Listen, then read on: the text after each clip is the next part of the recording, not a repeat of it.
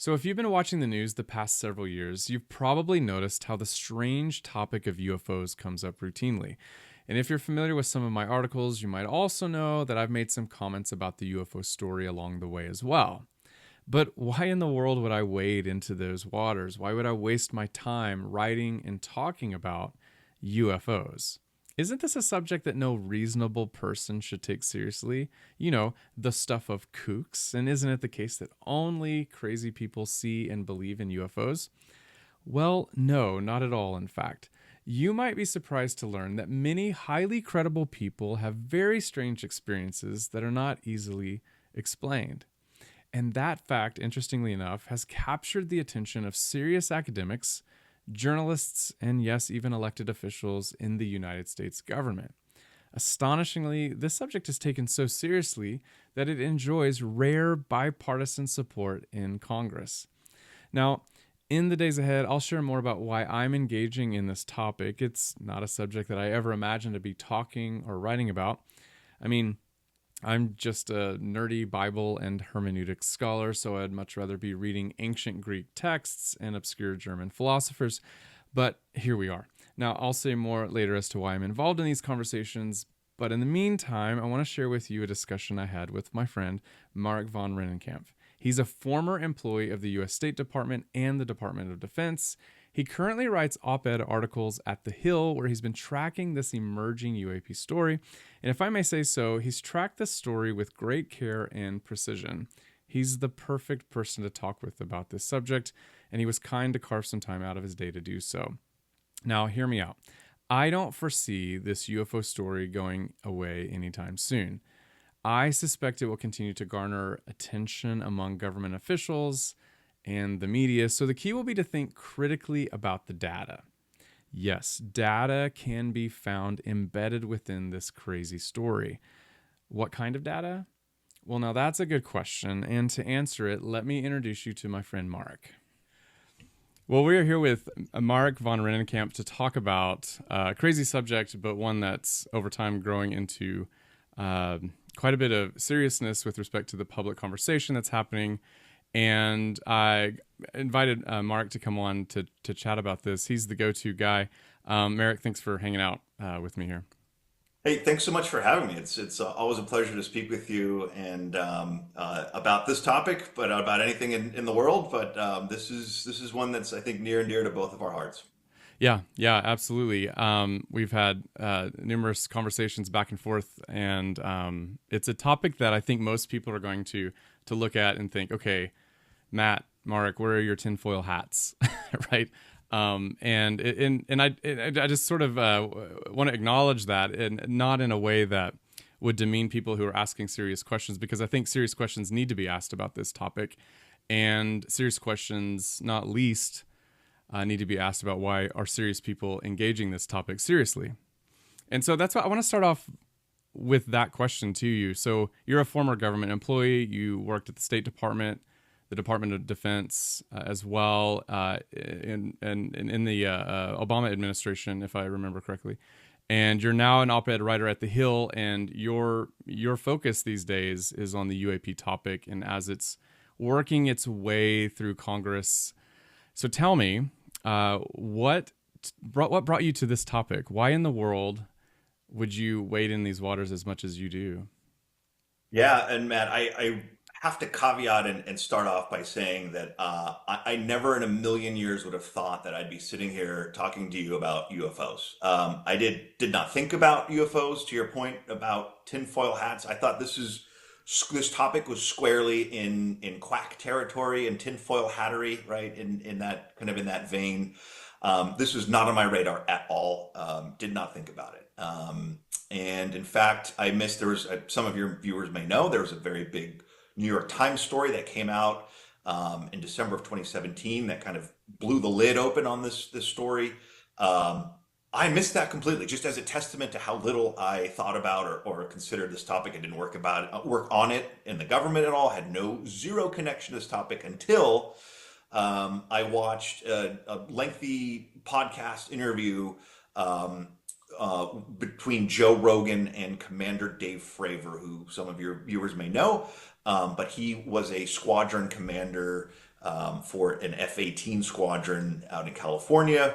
I'd worked again at the Pentagon, and I worked with aviators, military pilots. I knew the bravado, how they carry themselves. And as soon as I saw Commander Fravor describe very his extraordinary UAP encounter, I knew he was the real deal. Squadron commander, widely respected in the naval aviation community. I mean, this guy's kind of a legend, Top Gun trained aviator. And oh, by the way, it wasn't just him. It was six other eyeballs who observed this object that Commander Fravor saw off the coast of San Diego in 2004, conducting some just truly extraordinary maneuvers. I thought, how is this possible? That was my ticket down the rabbit hole, and that was really my entry into this topic because, again, I hadn't thought about this, and to have somebody that credible, and oh, by the way, again, other aviators corroborating that story. That was how I entered this topic. Then I went into the history of it. I engaged with some very well-known debunkers. And that only strengthened my belief that there's a major story here. And boy, has it evolved in the 6 years since I've seen that interview. Yeah, so the 2004 Nimitz incident is wild in so many respects, and we'll put a pin in that for just a moment. Let's go back to 2017 in that article. The New York Times ran a piece, for those who don't know, and this piece, in a sense, brought out into the open, whatever you want to call it, a program within the Pentagon that was looking at UAPs, and that program was associated with the then Senate Majority Leader Harry Reid and lots of other people. Could you just unpack that briefly for those who aren't familiar with the New York Times article? Why was it important? Why was it the shot heard around the world?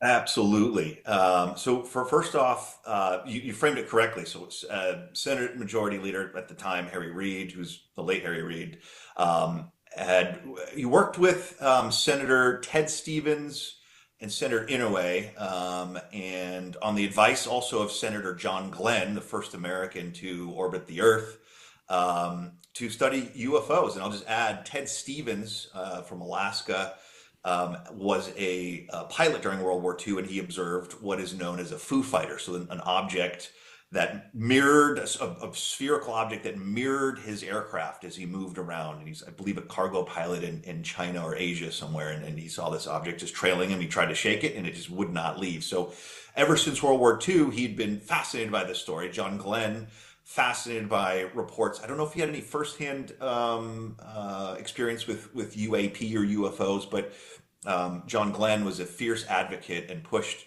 Senator Harry Reid to study this topic. And Senator Reid had an interest in this topic as well. They set aside $22 million to set up a program at the Defense Intelligence Agency, so a component of the Pentagon, called the Advanced Aerospace Weapons Systems Application Program. So that is a very governmenty, acronym heavy title for this UFO analysis research program. We have learned since that the intent, as insane as it sounds, but this is you can see this now under oath and in the congressional record, that the intent was to study this phenomenon. The other was to allegedly take possession of materials of non-human origin that were held by a major defense contractor, and I won't name the name, but it's floating around in the public record. Allegations, but people have sworn under oath. Lou Elizondo, who was the subject of the New York Times article, took over as the head of a kind of. I'll back up. That program continued for about 2 years. And then funding was reallocated. Funding was stopped, but a version of that program continued in a more or less unofficial capacity. And this is clearly delineated in that New York Times article, where individuals that were associated with that first effort continued their analysis and their interest of this topic, and they had connections throughout the intelligence community in naval intelligence and naval air systems. And they were being fed cockpit videos, infrared videos, and they continued the analysis mission in an informal capacity up until Luis Elizondo, who's the kind of the subject of that article, resigned out of frustration that the Secretary of Defense and more specifically the people around the Secretary of Defense were interested, but they wanted to keep the Secretary isolated and insulated from the stigma. And this gentleman, Mr. Luis Elizondo, was extremely frustrated that I mean, this is all openly, publicly available information now that off the coast of the East Coast, in about the 2014, 2015 timeframe, air crews flying in F-18s, another aircraft, I think F-22s were out there as well. They were seeing on a daily basis, observing objects on their radar and with their FLIR cameras, their infrared cameras. So we have multi-sensor corroboration. They were operating in very sanitized, tightly controlled airspace. The director of this program, it went from OSAP to ATIP, not to overwhelm your viewers with acronyms, but ATIP is the Advanced Aerospace Threat Identification Program. That's the spinoff. They were receiving these reports from these aviators out on the East Coast who were exasperated, truly exasperated, because this was a safety of flight issue. This had a this wasn't about aliens. This had a very practical concern for the aviators that were out there every day maneuvering, conducting dogfighting, and conducting preparations for war. This is where they trained before they deployed to go out to war. Afghanistan, Iraq at this point was still going on, certainly Afghanistan. And this had a very practical, concern for the aviators, and they were very frustrated they were not getting any movement because of the stigma. There was no place for them to report. So at the end of the day, they could only file safety reports. That trickled up to this program, the ATIP program, and I'll kind of tie this all to the article. There were videos that were included alongside that article, that 2017 article, well-known videos, the gimbal, the go fast, and the tic tac video that refers to the 2004 sighting. And as far as I understand, that was one of the most read New York Times articles of all time. It got a lot of clicks, or the videos at least were widely viewed. And that is a long way of saying that's the background that kind of sets the stage to where we are today, and we are in a remarkable place, a place 5 years ago that I never thought we would be. Yeah, so you've used the term UFO, UAP, and unidentified flying objects has sort of fallen out of the normal discussions that people are having these days, and for good reason. And maybe you could speak about this and tie it into some of those incidents off the coast. They're not really flying in the way that we think of in terms of conventional flying with wings and lift and drag and all that kind of stuff. But they're doing something slightly different. There's no visible means of propulsion, according to some of these witnesses, including the person you mentioned, David Fravor. No visible means of propulsion.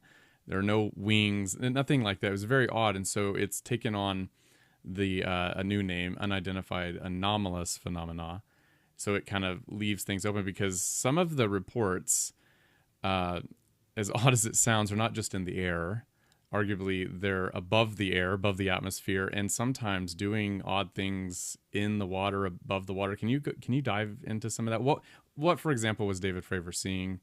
Yeah.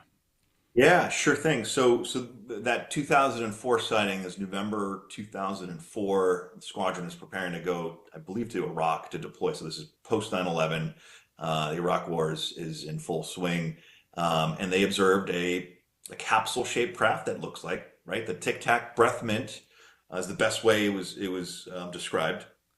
And it engaged in very erratic maneuvers, and they observed it about, they estimate 50 to 100 feet over the ocean's surface. And as it's making these erratic maneuvers, again, as you said, with no wings, no visible propulsion, just a very sleek, no rivets, nothing, right? Very sleek kind of capsule-shaped craft.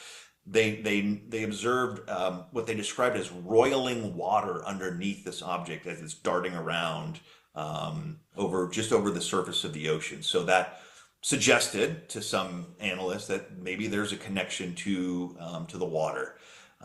There's another video that is fascinating. It was filmed in 2019 off of the USS Omaha, which is a very advanced. It's called a littoral class warship or battleship, but it shows a spherical object. If you do the math and you figure out all the data on the screen, it's actually moving against very strong winds. So first of all, how do you know how does a spherical object move against strong winds? You can hear the sailors in the background just perplexed by it. And then you can see it slowly dropping into the ocean. So to bring this back to the renaming of UFO to UAP, you're absolutely right. UAP, unidentified anomalous phenomena, versus unidentified aerial phenomena, is inclusive of objects that are what the Senate, what the Congress has defined as transmedium objects. I mean, this is literally in federal law. Transmedium travel is when an object is observed moving between water and air or air and space. And so it's intended to be inclusive of all of these observations. I think also I hope it helps reduce the stigma because that is certainly still an issue. But that is, I think, the background to the renaming of the phenomenon. So I want to spend most of our time on this next topic. You mentioned Congress. Congress is very active in these spaces now. And we've had some groundbreaking legislation and proposals for legislation. I remember the first time, I can't remember which NDAA it went into a few years ago, but basically it was the whistleblower provision that anybody who had signed NDAs, non-disclosure agreements, could come forward without any penalty and tell Congress what they knew. And Congress was specifically looking for, and this is what boggled my mind, information about reverse engineering these things. Now, that phrase reverse engineering, as I recall, made it into a couple of 90s movies. And it sounds like science fiction, but Congress seems to be very interested in this. Now, what's crazy is that particular law that was passed and signed by the president is not even the strangest thing that's happened in Congress with respect to this topic. The strangest thing, the most remarkable thing, the most shocking thing that I can think of that has ever, been debated or proposed in Congress has been the UAPDA, the UAP Disclosure Act. Unpack this crazy thing, and it's been proposed twice. It's bipartisan. And I've read the whole thing. I know you have too, and it's something that leaves us scratching our head. What are the implications of this proposal? Yeah, and from my government days, I'm a bottom line up front kind of guy, so I'll just say it. The UAP Disclosure Act was sponsored by Senate Majority Leader Chuck Schumer and Senator Mike Rounds of South Dakota, very bipartisan, had many co-sponsors, Marco Rubio, Senator Kirsten Gillibrand, well-known names, both presidential candidates. Marco Rubio, your viewers might know, is now the Secretary of State. But the bottom line is, this is, in my opinion, I'm no congressional expert, but I think this is the most extraordinary legislation that has truly ever been introduced in the United States Congress. It defines non-human intelligence, and it's meant that word is mentioned 24 times throughout the 64 pages of the Disclosure Act.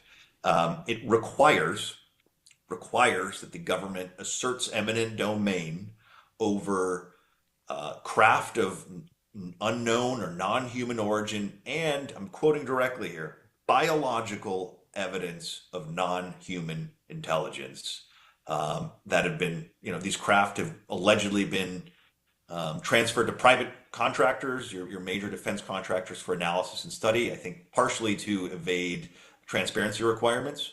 Again, these are all allegations, but that's the allegation.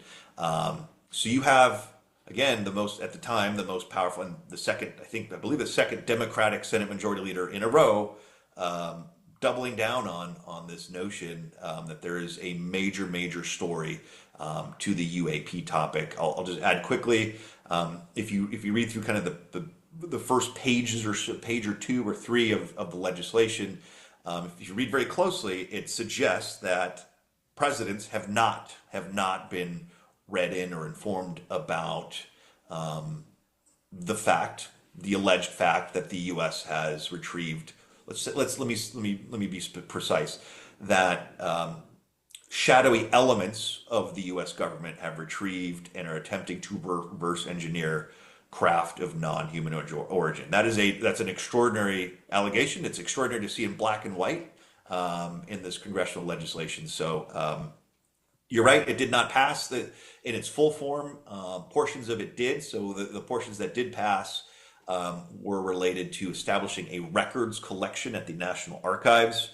And that is now up and running, and anybody can go and Google National Archives UFO, and you'll go right to it. And there's an enormous amount of just a wealth of extraordinary information just in that collection alone that you can spend lifetimes reviewing pictures, videos, raw reports from dating back to the 40s and 50s. So it is truly the most extraordinary legislation I've ever seen. Did not pass in its complete form. But it's an eyebrow raising thing to read when you actually have it in front of you. I 100% recommend everybody go read it. It's Yeah. definitely well worth your time, and I want to dial into that just a little bit more if we could. Let me just back up. I'm not saying that there are reasons to believe that this is true. I mean, it doesn't matter what we think. Right. What we are saying is true is that the leadership in Congress is saying it's true, right? Yeah. Right. That's mind-boggling. So, Yeah. I think so. Might I add, can I just interrupt very quickly? I'll Yeah, just say please, this, please. and I think it's no secret that we are a deeply polarized, politically, culturally, socially country. This is deeply bipartisan. We have, members of the House that are very, very fierce advocates and cheerleaders for President Trump, and then on the other side, you have folks like Chuck Schumer, right? They could not be more diametrically opposed politically or culturally, and yet they are in lockstep on this. And I'm sorry, I didn't mean to interrupt, but I No, think that alone is worth acknowledging here, and the seriousness with which individuals from both sides of the aisle are treating this. absolutely. And so I think the next question is, what in the world would possess really, I mean, these are serious politicians, right? They have a lot to lose by going out on a limb like this. And yet they're going out on the limb like this. What do they know? What have they been told? What are the Yeah. reasons that they've given? So I think the single most extraordinary interview on this topic that I have ever seen is an interview from, I believe, June or July of 2023. I encourage all of your viewers to Google Marco Rubio, News Nation, and UFO whistleblower, something to that effect. And you'll get this I think 10 or 15-minute interview where then Senator Marco Rubio, who was the vice chairman of the Senate Intelligence Committee, says flat out, we've had multiple highly credible, highly cleared individuals who I'm going to quote as closely as I can, who hold or held very high positions, who we entrusted to do some very important things for this country, allege that we have retrieved and are attempting to reverse engineer craft of non-human origin, basically. And he goes on to say, either all of these very, very sane, credible people, seemingly sane, ostensibly sane, um, uh, are they're either crazy or this is the biggest story in human history. And he's not wrong. But that dichotomy, that kind of that binary world that we now inhabit is truly extraordinary. I mean, that alone, I don't know how that's not a major news item. That's Yeah. that's an entirely separate discussion. But I just want to add critically, he said that many of these people have firsthand knowledge. This isn't hearsay.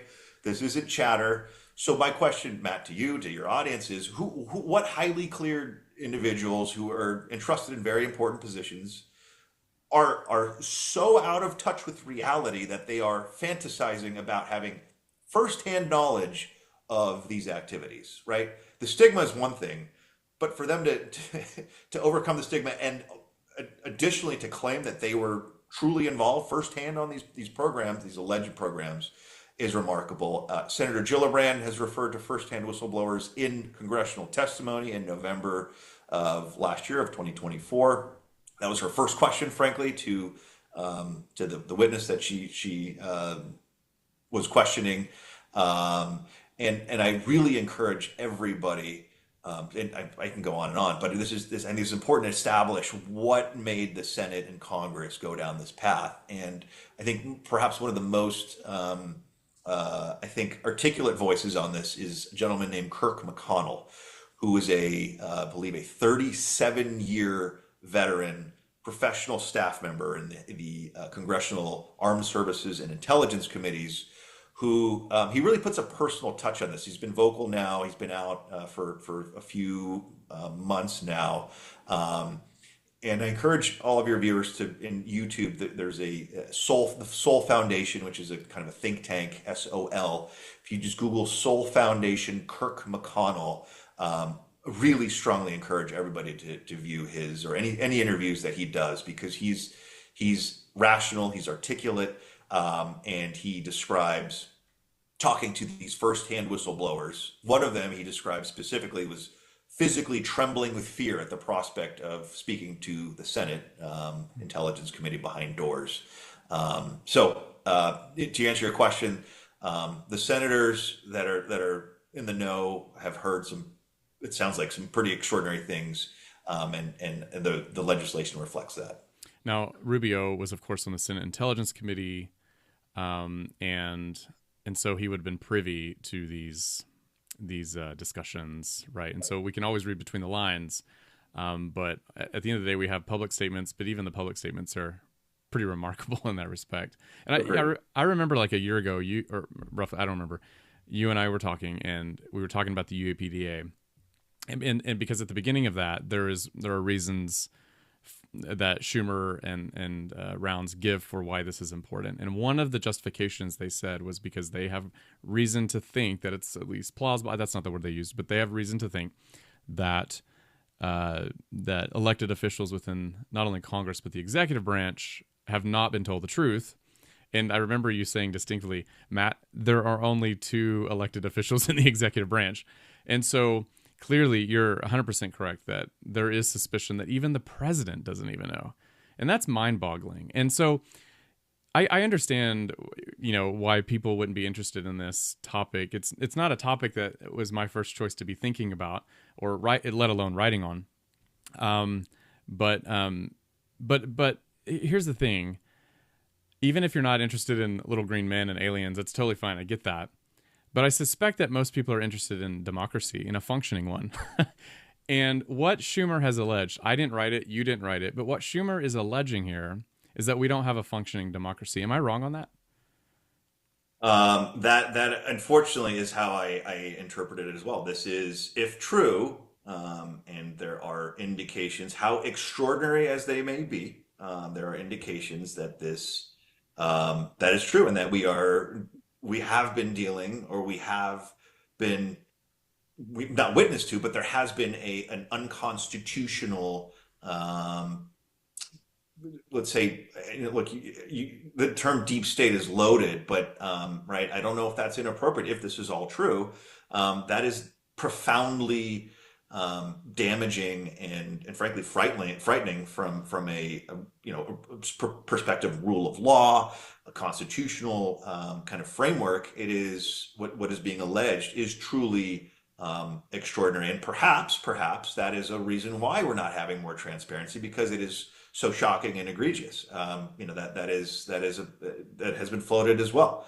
But yes, you're absolutely right. I mean, it's mind-boggling. I'm sure some of your viewers are they might be furiously Googling to make sure that we're not completely out of our minds to fact check us. But no, you're absolutely right. This is a profoundly I think serious and potentially dangerous kind of situation that we find ourselves in. Yeah, it's interesting. And that term, like you mentioned, I'll just piggyback on this and we'll move on to kind of the final thing I want to ask you about. But that term deep state, it's often associated with certain sectors of the electorate, or they using it and stuff. But I just want to remind everybody that no matter what terms you use, it was a bipartisan thing with Schumer, Rounds, and the others coming together to say what they said. So this is not a partisan thing. This is remarkably bipartisan. Congress doesn't agree, nor do they have a consensus on most things. this is an exception to that. So anyway, I think that's a very important point to think. And you I think mentioned, it's yeah, go ahead. yeah. I'll just say quickly. I think it's we can now say right if one party says the sky is blue, the other will say no, it's red, and yet they're in lockstep on UFOs. This is how insane, right? This is where we are in 2025. It's extraordinary. Yeah, absolutely. Okay, I want to move on to the last thing that I want to ask you about. You're really good at this stuff, and as somebody, as an academic who is in that world, I always appreciate it when people uh, write really good stuff and they show their work. They show where they get their stuff. It's like middle school math teacher.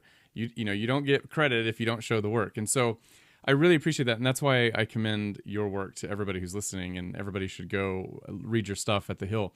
Um, so here's the thing. In your articles, you on UFOs, UAP, you do a lot of research, and there are links to all these sorts of things. And one area that you focused on a lot is the historical record. Look, Yes. I think it's important for people to know that the UAP story didn't start in 2017. Right. This is not a result of everybody drinking really bad water or something worse. This rather seems to be something that has been going on for a long time. So my question to you is, how far back does it go in the U.S. historical record? And is there anything, a story, an event that has happened in the historical record that you've researched that you find most mind-boggling? Yeah, and that's such a great question, and it's a tough one to answer because I alluded to this at the beginning because the records now that are publicly available easily at your fingertips uh, the depth and breadth is extraordinary. And when you read your 12th report, multi-witness report of pilots, engineers, scientists, again, multiple witness police officers seeing the exact same object separated by months, years, geographically separated, right? A spherical object, or most commonly, a metallic disc. People who know what they're looking at, and you read your 15th report, something in your analytic brain goes, okay, there's an uncanny consistency to the reporting. And what I will say is, and I'm just starting to chew through this now, but there's a book, just to go back to the very beginning. Um, this really started with the Foo Fighter phenomenon in during World War II in both the Pacific and the European theaters. And I'm just chewing through a book called Strange Company, which I would highly, highly recommend for your viewers, and if they're interested in that element. There's a lot of documentation there, but the Foo Fighters, again, these fiery red orbs that would mirror and outperform fighter pilots and air crews during World War II. And so that's the Foo Fighter phenomenon. Super interesting, and we can do a whole discussion on that. But I'll say, the UFO kind of era began in June of 1947 when a gentleman named Kenneth Arnold observed, I think, 8 or 9 disc-like objects in Washington, and he reported them. He thought it was his duty as a good citizen to, and a pilot, to report what he saw, and that kicked off, in many ways, the discussion we're having today. But maybe I can share. I've got a couple documents that I think are Yeah, interesting. yeah.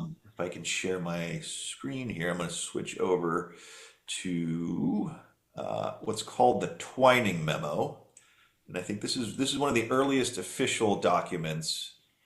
This is from late September 1947. So again, Kenneth Arnold's sighting is in late June of 1947, and there was a remarkable surge in reporting in June and July of that year. And it got to the point where the Air Force said, we need to take this seriously.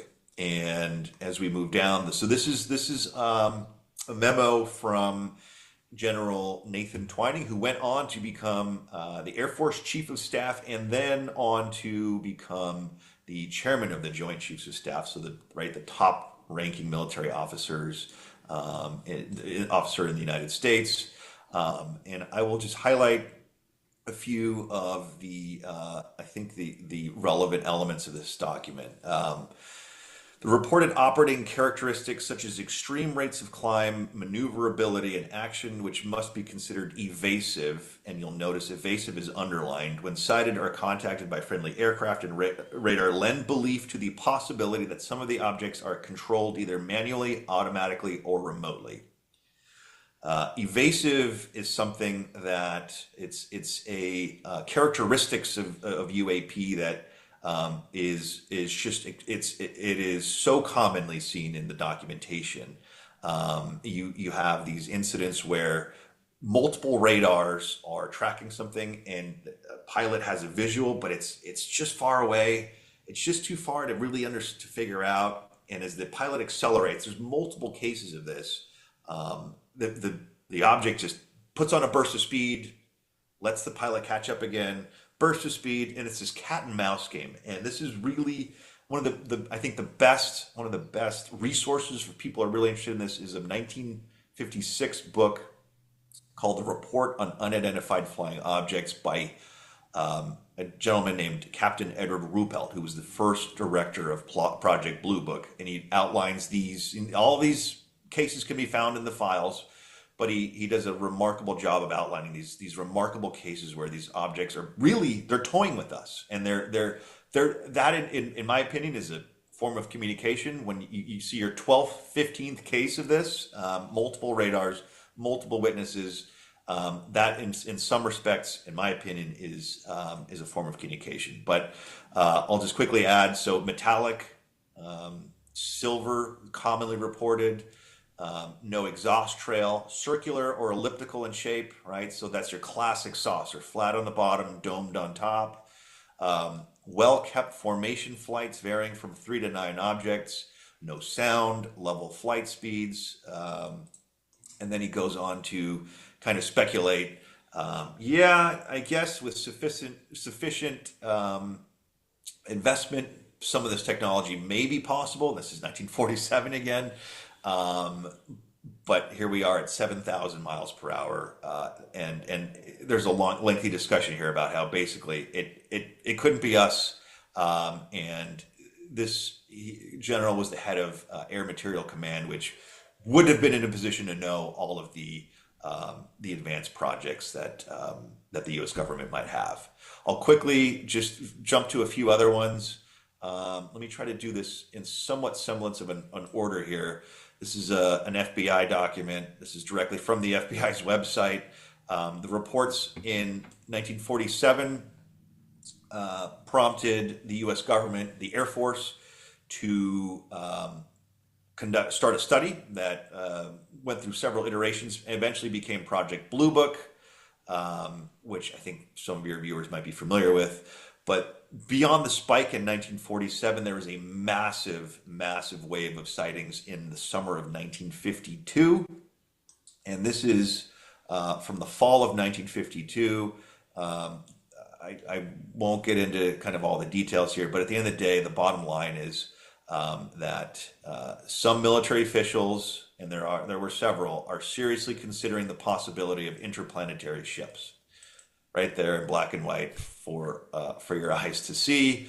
Here's a CIA document. This is in the same time frame. I believe this is in the fall of this is the winter of 1952. So again, after that big wave of sightings over the summer, sightings of unexplained objects at great altitudes and traveling at high speeds in the vicinity of major U.S. defense installations are of such nature that they are not attributable to natural phenomena or known types of aerial vehicles.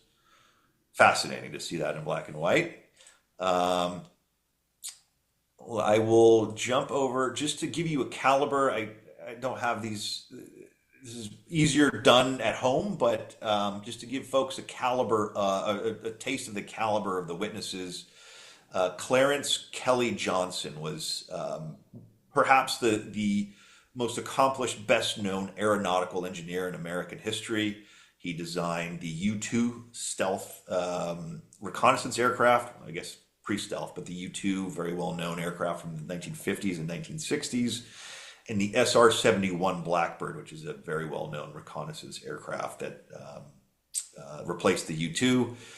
Kelly Johnson, I would think, knows what's in the sky and can identify objects. He, in December of 1953, was out with his wife, and they observed an elliptical object, and it kind of hovering in the clouds, and then it slowly disappeared from view. Unbeknownst to him, a Lockheed aircrew was airborne with, I believe, 5 of Lockheed's top test pilots and engineers, and they observed the same thing. So you have multiple highly credible, credentialed observers observing the same object from multiple angles. All of them are convinced that it is unconventional, and again, it just happens to be spherical, elliptical, fitting kind of the mold. So, folks at home, I would recommend going to the Blue Book case files if they're interested in this one. This is just one of thousands, but I just pick it out because of the credibility of the observers. And you can read, there are, I think, about 12 pages of witness testimony here. The quality gets better when you zoom in, and I have a higher quality version. If folks are interested, they can reach out to me or you, Matt. But I found this quote here at the end of Kelly Johnson's signed statement to the Air Force that he is a believer. Basically, he is a believer in UFOs. Pretty remarkable. And then I'll just close out the document kind of review. In the 1950s, the Air Force contracted Battelle, which is a major kind of scientific government contractor and laboratory, to conduct a statistical analysis of all of the UFO reports that the government had received to date. So kind of an independent analysis beyond the Air Force's analysis. Very, very kind of very detailed. So they had actual scientists, a whole team of scientists reviewing all of these cases, and they found when the quality of the case based on the observer and all the associated factors was excellent. They had a 33% rate of unknowns, and notably insufficient information. So these are cases that have enough information to classify or to come to a conclusion about. And there was a higher threshold to identify or classify an object as unknown. There had to be a unanimous decision, and here we are at 33%. That's quite remarkable. Even the good, incidents that were classified as of good quality had a roughly 25% rate of unknowns. So I'll wrap up and say that's just a slice of the documentation. What is really, really interesting is everything changes in February of 1953. And that was when the CIA convened a panel of scientists, ostensibly objective, but they're anything but, in my opinion. And this is all you can Google the Robertson panel. You can find the full report, and the CIA concluded that UFOs were, instead of being a national security threat in the sense that there's advanced technology, the CIA says, there's really nothing to this, but it does present a national security threat when individuals are reporting objects and they're clogging the intelligence reporting channels. They were concerned about the Russians, the Soviets launching a sneak attack, and U.S. intelligence being overwhelmed with UFO reports, and they missed the actual attack by the Soviets. And the CIA panel concludes, nothing to see here. We are going to engage in a, quote, debunking campaign. So that's the seminal moment, really, when everything changes. And that's early 1953, after that big wave of sightings in 1952, which, by the way, included really the kind of the pinnacle of those was a series of overflights 2 weekends in a row of Washington, D.C., of objects tracked on radar, observed by air crews, conducting extraordinary maneuvers, and the government said, all right, that's it. We're going to make this problem go away. So that was a lengthy dive into kind of the early history of of the topic, but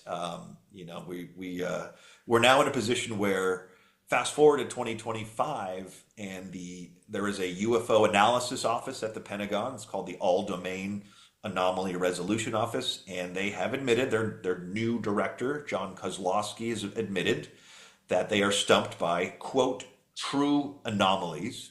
So after 80 years of nothing to see here, it's all balloons and figments of your imagination and ridicule.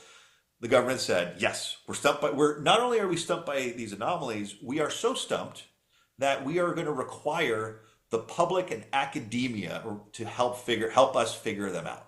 That's how stumped we are with some of the things we're seeing. That's fascinating in and of itself. Yeah. So in the 80s and 90s, to say that UFOs were real was absurd. Yeah. Yeah. But the government's saying that it's real today. Is that what you're saying? It's vindication for generations of people that went to their graves knowing that there's something to this. And can we safely say that UFO sightings are not relegated to just uncredible people? We can. Some of the most highly credible people have observed these objects, and we now are in a position where we have presidents. President Trump has said repeatedly that Air Force pilots have observed spherical objects outperforming their advanced F-22 fighter jets.